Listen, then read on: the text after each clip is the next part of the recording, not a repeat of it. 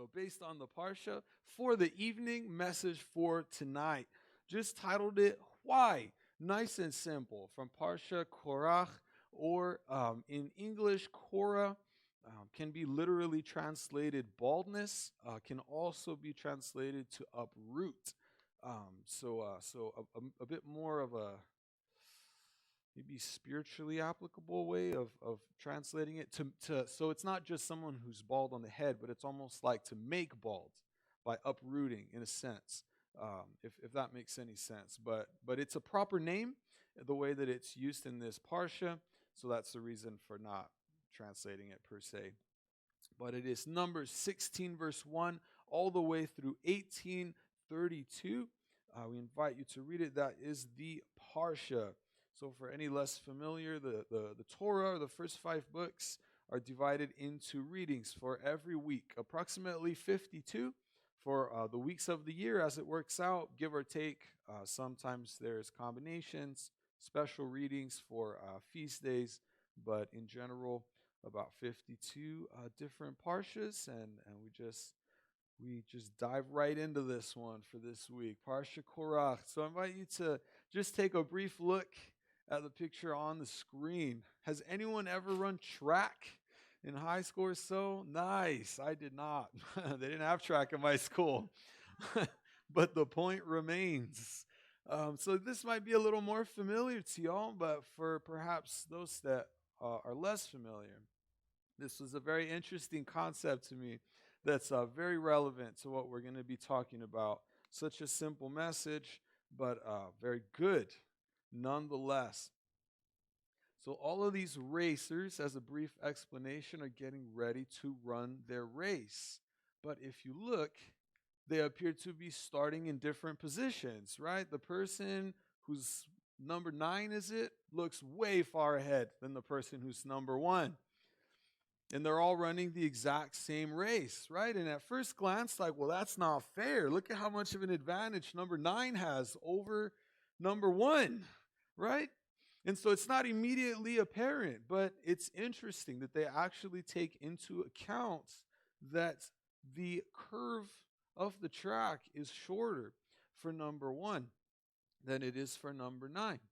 And so the reason why they do this is when the finish line is directly across, the staggering accounts for the difference in distance, if you will. If that makes sense?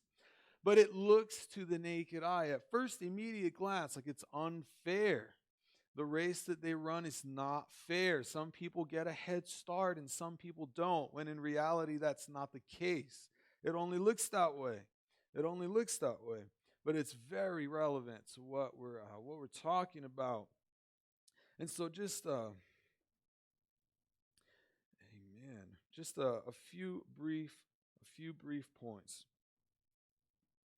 There's the look of the racers. Some of y'all have ever heard, perhaps those that have run track before, one of the worst things that you can do when you're running your race is to be watching all the other racers, right? That's perhaps the worst thing that you can do, right? God forbid you trip because you're looking at the person in second, right? Like, oh man, I want to beat him, and then bam, hit a pebble, you're gone, right? Don't want to tear an ACL out for the season, right? Don't do that. Just make sure you're looking on your track, looking at where you're going. Do not regard the other racers. It is not good for your health. But this comes up in this parsha, number 16, starting in verse 1. And we read it all together. You don't have to read with me, but like corporately, we're reading. Now Korah, son of Isar, son of Kohath, son of Levi, and sons of Reuben, Dathan and Abiram, sons of Eliab, and On, son of Peleth. Something of highlight here, sons of Levi and sons of Reuben, ultimately, of these tribes. We'll touch on that. They rose up against Moses and took 250 men from the children of Israel, men of renown, who had been appointed to the council. So 250 people that were well known, respected, perhaps honored, revered even by the children of Israel as leaders among them. These were not strangers. This was a unified effort of leaders among all the people. And they assembled against Moses and against Aaron. And they said to them, "You have gone too far." So, as we follow along from the previous parshas, we've seen the children of Israel come all the way up to the promised land. They almost make it in. They can see it. 12 of them did see it, walked around and everything, brought back fruit, but they didn't want to go in. By the time they finally came around to believing the promises of God, it was too late. It was too late. No one from this generation would end up seeing the promised land. And so this is upsetting, right? To say the least, to essentially be given a death sentence in the wilderness, to wander for 40 years. That is a very long time. To be going what feels like nowhere, carrying in your mind the whole time, seeing the promised land and knowing that it will never come. And how painful that might have been to them to have experienced that. That they carried with them the memory that we were almost there. Even those that tasted the grapes that were brought back, we tasted the fruit. We saw the land and we'll never enter it. We'll never enter it. We came so close, right, to imagine that going on the inside of these people. And so Korah, in this passage, basically, from what we can tell, has had enough of Moses' leadership. He says, "You've gone too far. All the community is holy. All the community is holy. All of them. And the Lord is with them. Then why do you exalt yourselves above the assembly of Adonai?" So powerful what we see, right? And this theme will repeat itself in this interaction between Korah and Moses. Why do you exalt yourselves? Who chose Moses? Right? The Lord did. The Lord came to him in the burning bush. Moses didn't even want to go. Moses didn't even want to go to the children of Israel. He was essentially a fugitive who was running for his life from Pharaoh. By the time he went back there, he was 80 years old, leading this essentially infant nation out of slavery, them whining and complaining the whole way.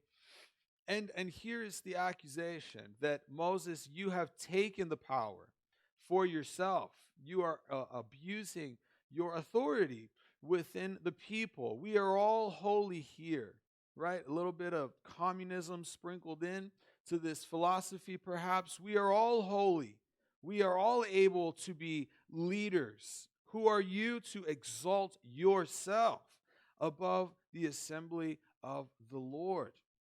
So there's a challenge to seeing Levi and Reuben, just a little bit of picture here. There's a challenge to religious and political authority, right? Challenging this right, perhaps, this more of a stewardship, this task, if you will, to Moses to lead these people in a very practical manner.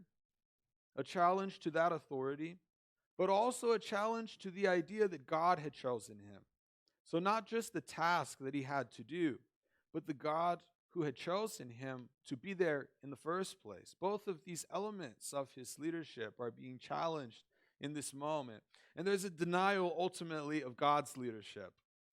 A denial of God's leadership. There is no mention of God other than God, we are all God's people. We're all equal. Who are you to be a leader, right?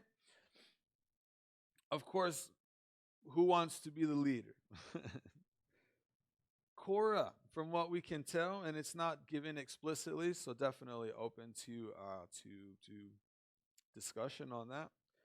But from what we can tell, it is very much jealousy and even hatred in his heart toward Moses. Actually, I didn't even write this down. But if we actually go back and trace the lineage of these people, it ends up that Korah is the first cousin of Moses. The first cousin of Moses and Aaron, seeing Aaron lifted up, Moses lifted up, Miriam among the people, and this idea of, hey, what about me? What about me? I want a place too. I want a place. But does he have a place? Of course he does. Of course he does. We all do. When Moses heard this, he fell on his face. Then he said to Korah and all his following, all of those that were with him, saying, in the morning, Adonai, the Lord will reveal who is his and who is holy.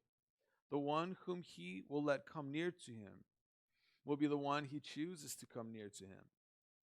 Do this, Korah, and your whole following. Take for yourselves censers. So this test, if you will, and so beautiful that Moses does not move to defend himself.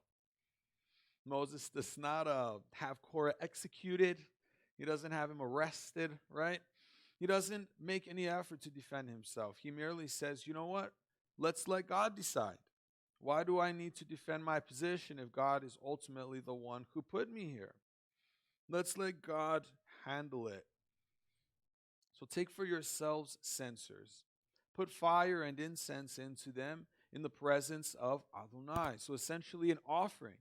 An offering. Tomorrow the man that the Lord chooses will be the Holy One. You sons of Levi are the ones who have gone too far. Moses also said to Korah, listen now, sons of Levi.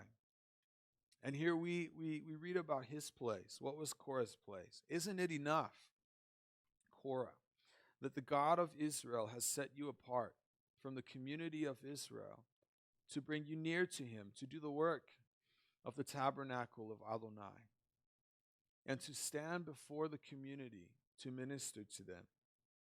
So he was a priest. He was a priest chosen from all the people. From all the people of Israel, he was among the elected to serve them in the presence of God, in the tabernacle. And so he isn't nobody. He's not without a place, but it doesn't seem enough for him. And that is the challenge in this exchange here. So he brought you close, along with all your fellow sons of Levi. Again, Moses emphasizing God is the one who is choosing people around here, not me. God chose me for this. God chose you for something too. He is ultimately the one who lifts up. But you are seeking the priesthood too. Therefore, you and all your following are banding together against Adonai, not against Moses, against the Lord ultimately. Who then is Aaron that you are grumbling against him? As if to say, you're missing the point. You're missing the point. Then Moses sent word to call Dathan and Abiram, sons of Eliab. But they said, we will not come. We will not come. We will not listen to you. This idea of rebellion. Isn't it enough? And this is them speaking back to Moses. Isn't it enough that you brought us from a land flowing with milk and honey? And what land are they talking about? Egypt. Egypt. You brought us from Egypt, a land flowing with milk and honey, only to kill us in the wilderness. And now you would lord it over us as well. What's more, you haven't brought us into it. So again, God is nowhere in what they're saying. You haven't brought us into a land flowing with milk and honey, nor given us an inheritance of fields and vineyards. Would you now gouge out the eyes of those men? Just one understanding of this expression is basically to say, would you lead these people on with your words, having them deny what they see, basically? That you promised that God is going to do, and God is going to lead, and God is going to bring. Meanwhile, we don't see any of that. We just see desert, and we feel thirsty and hungry, and the milk and honey is not where you're leading us. It's where we came from. It's where we came from. And so instead of believe what you say God said, basically, we will believe instead our eyes. We will believe what we can see, the obvious. It's obvious to us and to all of those following them. So they say, we will not come. Then Moses became very angry and said to Adonai, do not accept their offering. I have not taken from them a single donkey, nor have I wronged one of them. It's awesome to see that Moses was not without emotion, that it wasn't as though he was not pained that him remembering perhaps this willingness to journey all the way back to Egypt, as challenging as it might have been to face these people that probably remembered him, that probably knew who he was, being perhaps ridiculed, underestimated by Pharaoh, taking this chance. Again, like we talked about before, closer to Passover time. If you want to free a people from the most powerful nation in the world, you might want to at least bring a sword or an army, at least a little army. But he didn't bring anything at all when he went to these people, and he took a huge risk, all the way leading them up to the sea without any idea of how they were going to get away, and this sea split, and so Moses is making this journey of faith with them. It's not as though he's risking nothing to go on this journey with them, and he's ultimately the target of their displeasure. And they blame him for everything.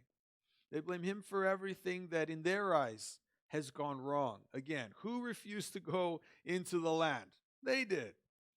They did. It wasn't Moses, it was them. And even after, they wanted to go up and take it after God said no. And they failed.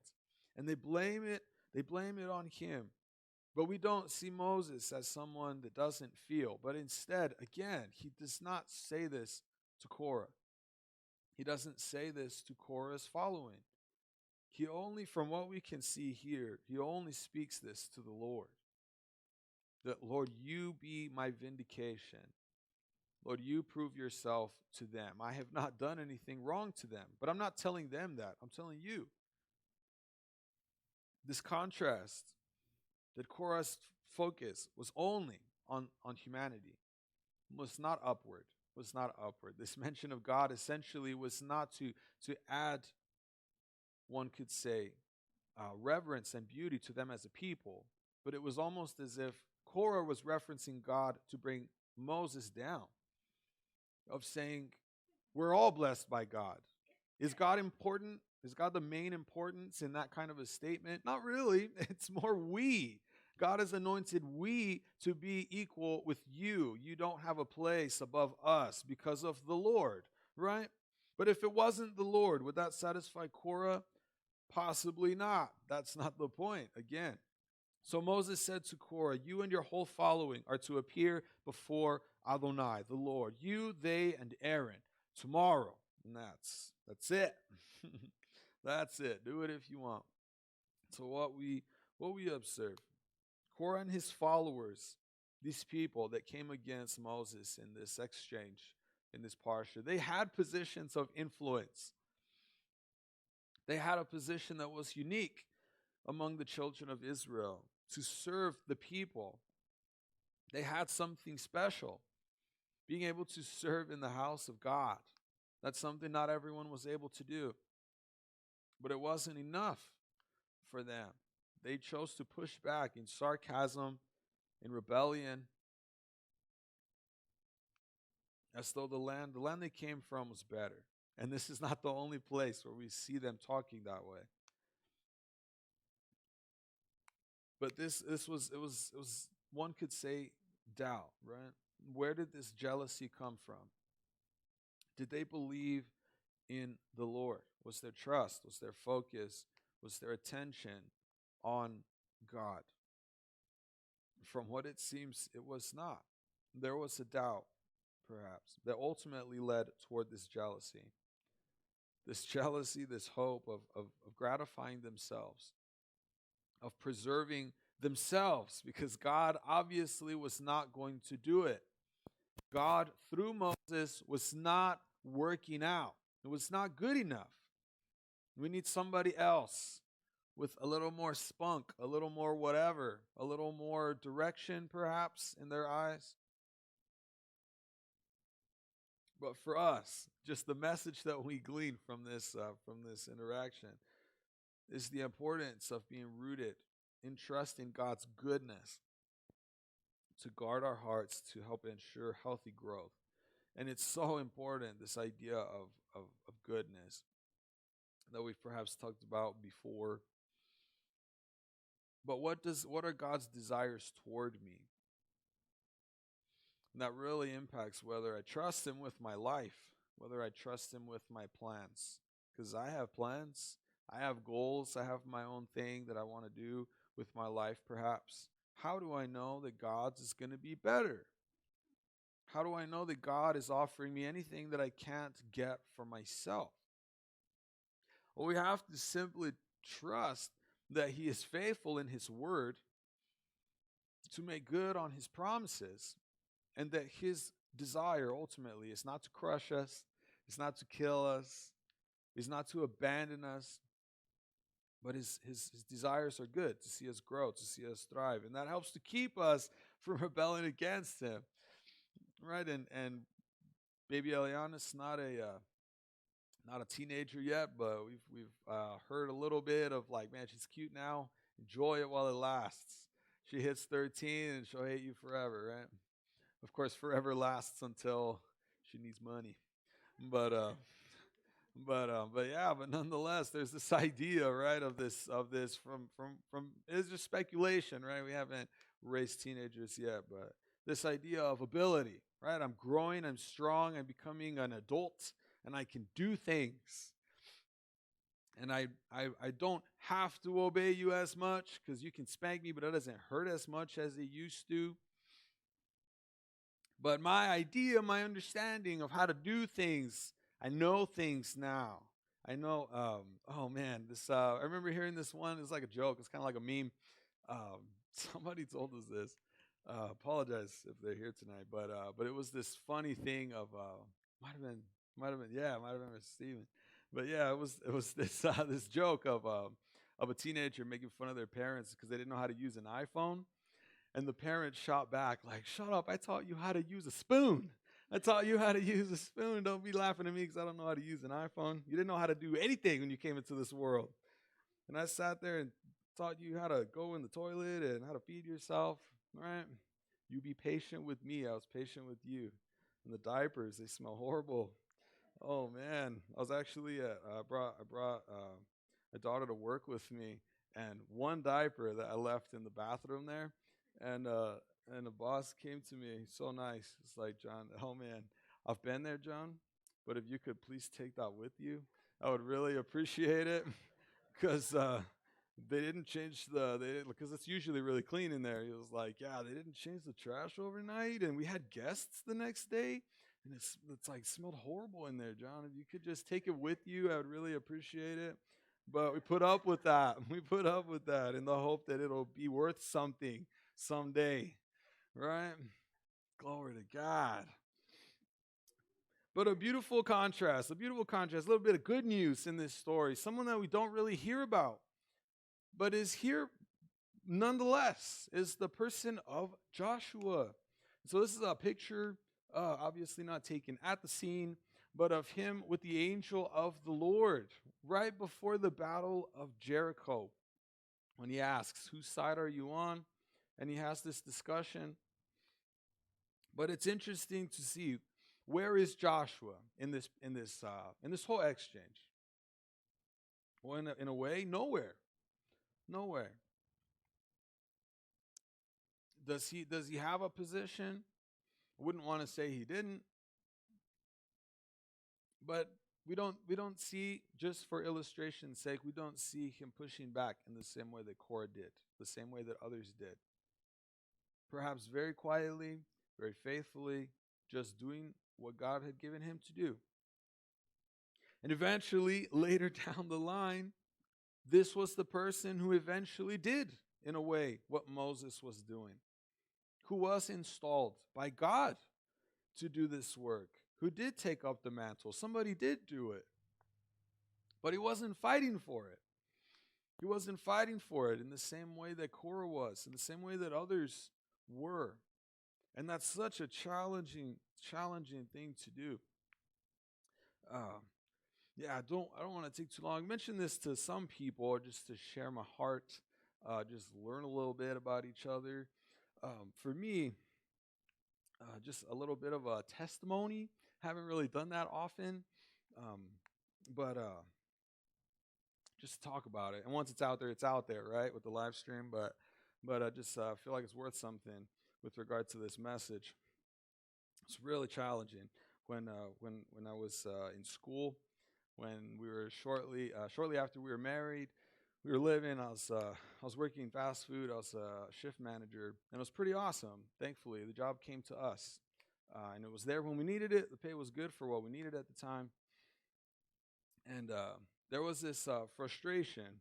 And I would like to think it's gotten better, but it was there nonetheless at the time. Not saying it's good, but I had chosen to forego studying other things for the sake of like ministry stuff in college. And I really like school. I really like just writing and stuff like that. Our family was really big on that, and so they pushed us for excellence in that area. And so yeah, it was just something that we were cultivating. I wasn't really allowed to do much video games and stuff like that. I was pushed to do more academic stuff. So that's what I did. And so instead of using that, the way that I felt increasingly was working fast food. I feel like I began to feel like there was so much more that I could do if I was not studying ministry stuff. Because I was seeing some of my friends in high school that were going on close to me, that were going on doing other things, making a lot more money than me. And I went to school like again. I just say this. We're just making friends a little bit tonight. I'd gone to school and finished associates, and I finished a bachelor's, and I was still working fast food, and I felt so frustrated with that. I began to feel like this is a waste of time.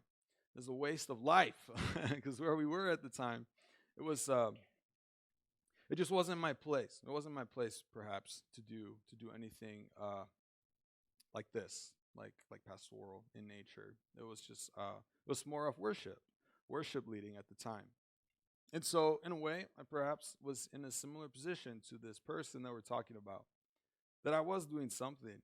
I was doing something in worship ministry, and it was awesome. We were helping lead at the time in San Antonio, where we're from, and and in a lot of ways it was beautiful. Even that in itself, they took a chance on me, in a lot of similar fashion the way Pastor Bruce has. But but yeah, I began to feel a bitterness in my heart, actually, and as the months continued, as the years continued, a couple of years, 2 3 years, and I had a really hard time with it because I felt like, man, I could do so much more for my family instead of sitting here waiting and hoping that something is going to happen someday. And it didn't seem increasingly like it would ever happen. And Claudia was helping me out so much. She was like, "You just gotta trust God, John. You just gotta trust God. Everything's gonna be all right. Everything's gonna work out. You never know. You never know. Everything's gonna be cool." And I agreed that she was right. It just felt so annoying at the time, so much, like just increasingly annoying. Like the same thing you said last time, and she was like, "Yeah, but you're telling me the same thing that you told me last time. You still haven't gotten anywhere with this. I'm gonna keep telling you the same truth, John, until you get it." And eventually, it got to the point where I basically like not snapped, but kind of quit. Kind of quit. I was just kind of done. Just like, like ministry, this is probably not for me. It's probably not for me. It's probably not ever gonna happen. So I'm gonna change. I'm gonna study something else. I'm gonna change my major. And I'm gonna quit this ministry thing that I'm doing right now. And I'm done. I'm done with ministry. I don't really care. I don't really care anymore. I felt like I almost hated God for a while, and this idea that I've mentioned before, but to some people, but this idea of like, God, I'm here and I'm with you because I know that if I'm not, it's only going to be worse. So I maybe don't like you at all right now, but I have to be here because you're the only one. You're the only way. So I don't like you, but I'm gonna be here anyway. And so, not the healthiest view. Definitely don't endorse that. But it was hilarious because I did all that, and it happened, and I was just kind of done. And 7 days later, 7 days later, we got a call from Pastor Bruce, and he was like, "Hey, John, like Sunday church merged, and we really need help with Fridays. I'm gonna need somebody, or I'm gonna have to shut it down." And he'd only heard me preach once. I'd only preached like 3 or 4 times before that, hardly at all. And he was like, yeah, like I'll give you a chance. And he didn't say it like that, but but he was like, yeah, like, you come here and do this thing, and we'll see. And it was awesome. When we got here, there were some days that it was only the staff that was here in the congregation, and we're so happy that thankfully there's just been more momentum as we've been here, and so thankful for that. Thankful for the opportunity. And maybe not the most exciting story, but nonetheless, it felt very impactful for me at the time because I felt so broken coming here. Actually, so like broken and just coming out of this sense of hopelessness and this idea of like, man, it's finally worth it, right? And it's so easy to say, right? Like, Lord, I never doubted you, but I for sure did. And say that, it definitely did. That whole "oh ye of little faith" right there, Peter, right? That felt like me big time. That felt like me big time. And so, if nothing else, if you feel similar to that at any point, you're not alone, and we'll go from there. So, continuing through the merge of lanes, or attempted at least, right? Playing off of this idea that in track you're not allowed to get in each other's lanes. If you merge into someone else's lane because you think they have the advantage, it's grounds for disqualification from the race. So as attractive as it looks to say, maybe I'll cut in front of somebody because they're ahead of me, it's that very thing that can end your chances of finishing the race, much less winning it, right? And we definitely see that. Verse 17, each man will take his censer, and you are to put incense into them, 250 censers in total. You are to present it before the Lord, you and Aaron, each presenting his censer. So we're going to put God's choice on this side, and then we're going to put you on the other side.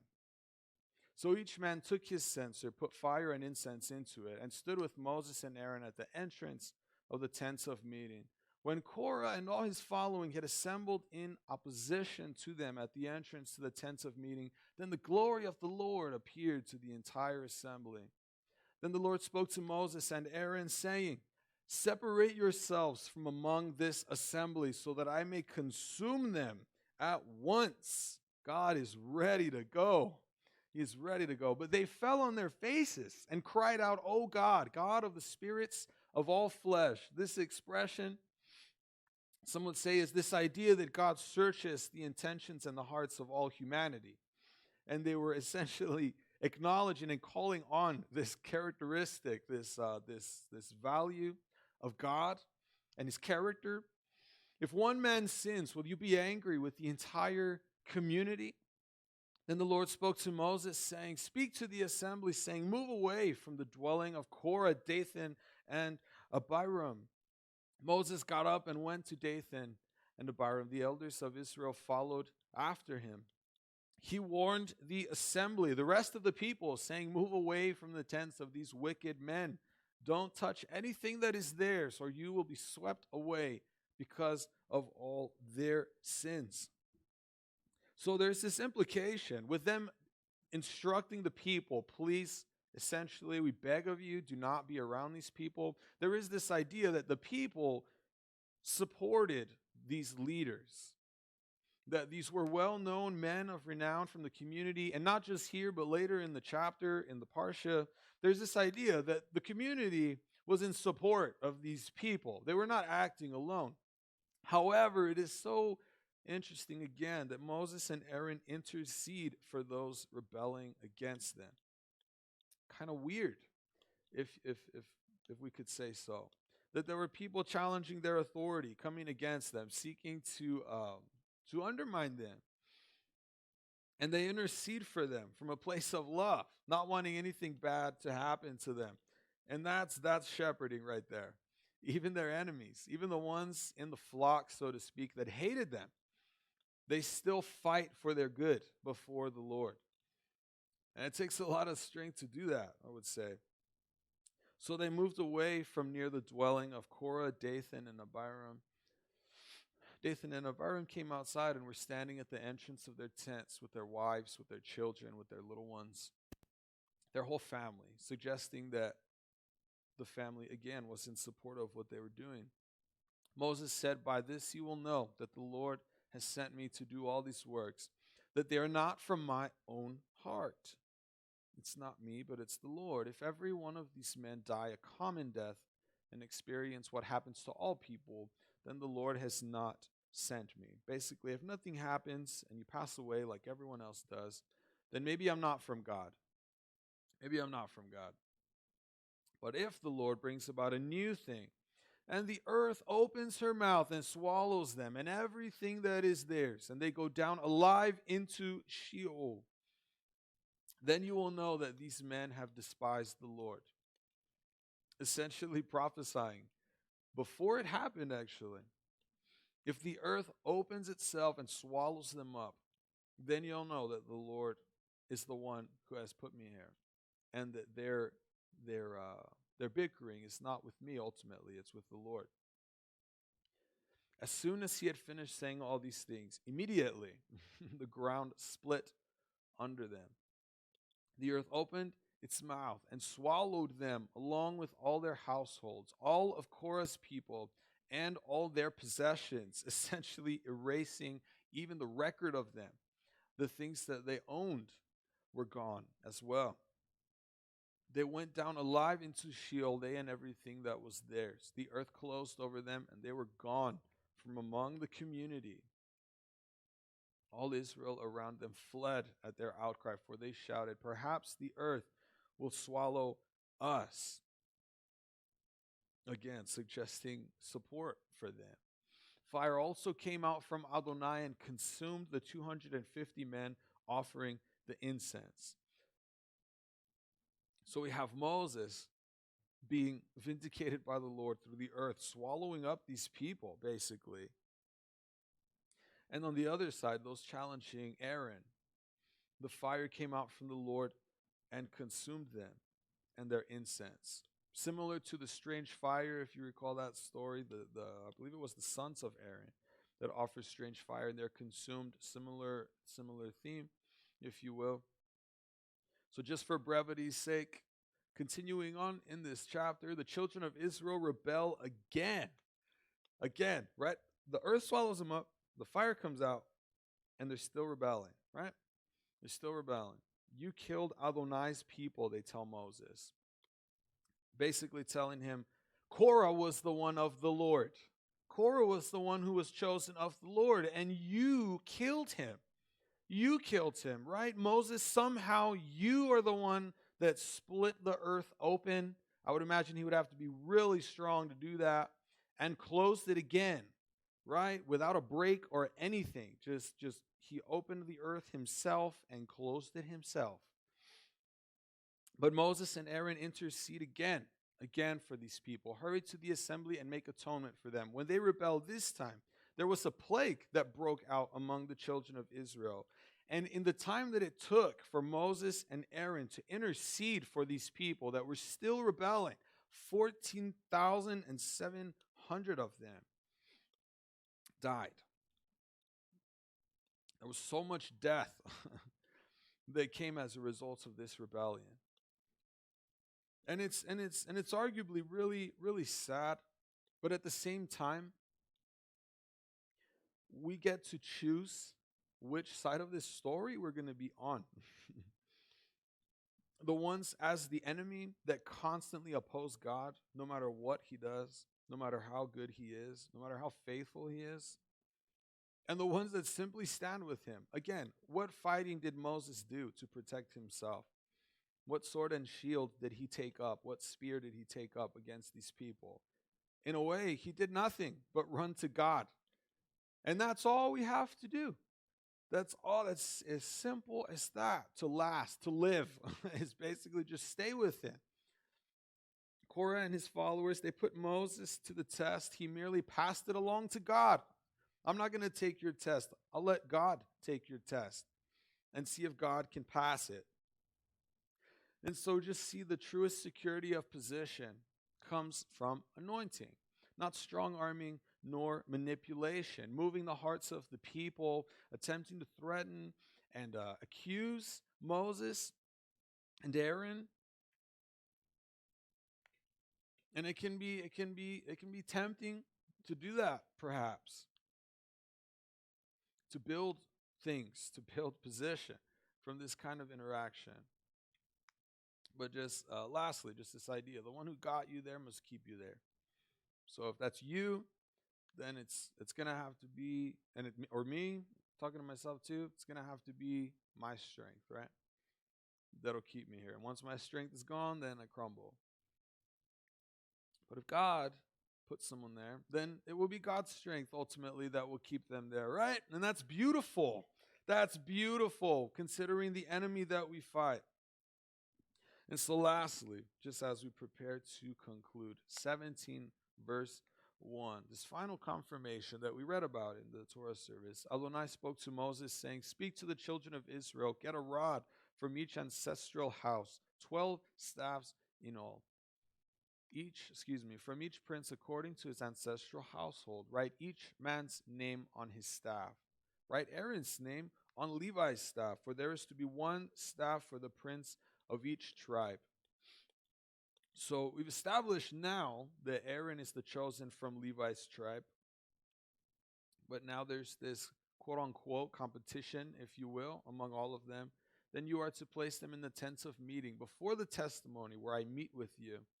It will come about that the staff of the man I choose will sprout, will come from death to life, basically. I will then rid myself of the grumblings of the children of Israel who are grumbling against you. So Moses spoke to them. Each of their princes gave him a staff, one staff for each prince, according to their ancestral houses, 12 staffs in all, and Aaron's staff was among them. Moses placed the staffs before Adonai in the tent of testimony, or in the tabernacle. The next day Moses entered the tent of testimony, and behold, Aaron's staff from the house of Levi had sprouted, blossomed, and produced almonds.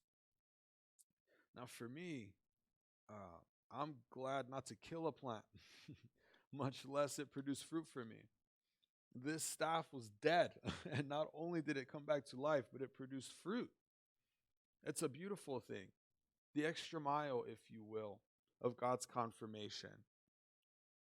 Moses then brought all the staffs from Adonai's presence to all the children of Israel. They looked, and each man took his staff. Adonai said to Moses, "Put Aaron's staff back in front of the testimony to keep as a sign to the sons of rebellion, so that it may put an end to their grumblings against me, and so they will not die." And Moses did just as Adonai had commanded him. So again, just moving toward a close, we observe, right? For me, very impactful, that it was not just signs and wonders, but life from the dead that was the ultimate confirmation of God's presence with his anointed. For me, that speaks to the person of Messiah. That Messiah did signs, Messiah did wonders, but that did not cause people to believe in him to the point that they were not willing to kill him anyway. But the most beautiful confirmation, even with the staff, was that God raised him from the dead as a way of confirming that he was chosen, as the priests were, as Moses was. He was chosen to be our Messiah. I was talking with somebody about this. So beautiful that no one raised Messiah from the dead except for God. Even if we see signs and miracles of people that supposedly raise people from the dead, perhaps even through demonic, occultic powers can do things like that. Ultimately, Messiah did not need anybody to speak over him, to chant anything, to stand outside of his grave. Ultimately, it was God himself that brought Yeshua back to life from beyond the grave as the most beautiful of confirmation to us that he was chosen by God, even as Aaron was chosen as high priest. And so God's leadership brings life, raises up, supports, grows, does not fight for its own position to tear down, to kill, but to bring life, to support. And we're all called. And perhaps preaching to the choir, but just felt just relevant with regard to the Parsha this evening. As we all run a race, correct? You see in the New Testament, pretty explicit metaphor that's used by Paul, this idea of running a race, but just in an effort, preserving unity, preserving support for one another.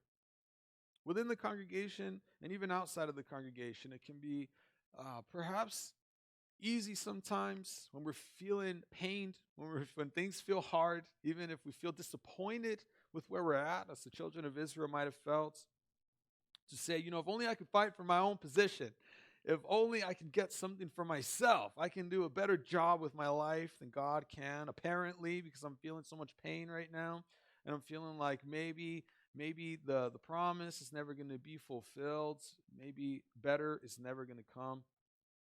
Right, but we wait for best. That's what we wait for. And we don't always know what that looks like. And that's the challenging thing sometimes. That's the challenging thing sometimes. But the beauty of what we're called to do is it's not to settle. Not to settle. As just something I wrote, as an idea perhaps to take with us. That contentment is not settling, but instead it's freeing ourselves to enjoy God's grandest purpose for our lives. Trusting that he does have a purpose, that it's not us giving up. It's not to sound weird about it, but not giving up, but giving over. Right? This reigns to our life, in a sense, to trust God that he will lead us and guide us in a way that is beneficial for us. And so again, just to think of Joshua, if you're reading this during the week, tomorrow, where is Joshua? Nowhere. Perhaps nowhere in a lot of passages of the Torah. All these people rebelling, all these people accusing Moses, all these people accusing God. And Joshua's nowhere to be found in all of these things. He's not fighting for anything. He's not pushing to have his own way. He's just serving. And eventually he gets what so many people were after. And it says, did he even want it? But God had called him to do it. And God anointed him, God equipped him to do it, and we're all called to do something like that. And as we've maybe heard around here many times, it's the caller that makes the calling beautiful. It's not what it is, but it's the one who calls us. That I'm doing God's will, the one who is creator of everything. He is confident in me to do this thing, whatever that is. And it doesn't matter what it is anymore, how small or big it looks, because it's him, because I'm walking with him. He is so beautiful. He is so powerful, and he doesn't need to go to such lengths to bring me to him, but he does. And what less could we do than to give him our everything in return for what he gives us? Amen. Just invite you to, amen. Take it with you, ponder it, invite you to bow your heads as we prepare to conclude. Thank you, Lord, for the word. Thank you for the message. Lord, may we take it to heart. May your joy fill our hearts in every moment, Lord, with what you've given us to do. May we always be led by a focus that's fixed on you, Lord, more than what we're doing, more than what we're experiencing in the moment. But may we always remember that we're walking with you. Your presence is with us like that cloud, like that pillar of fire, that you will never abandon us. You will never forsake us, but you're with us. You're going through it with us, Lord, and you've been to the other side. And we thank you for that. We're going to get there. In Jesus, Yeshua's beautiful name, we thank you and pray. Amen.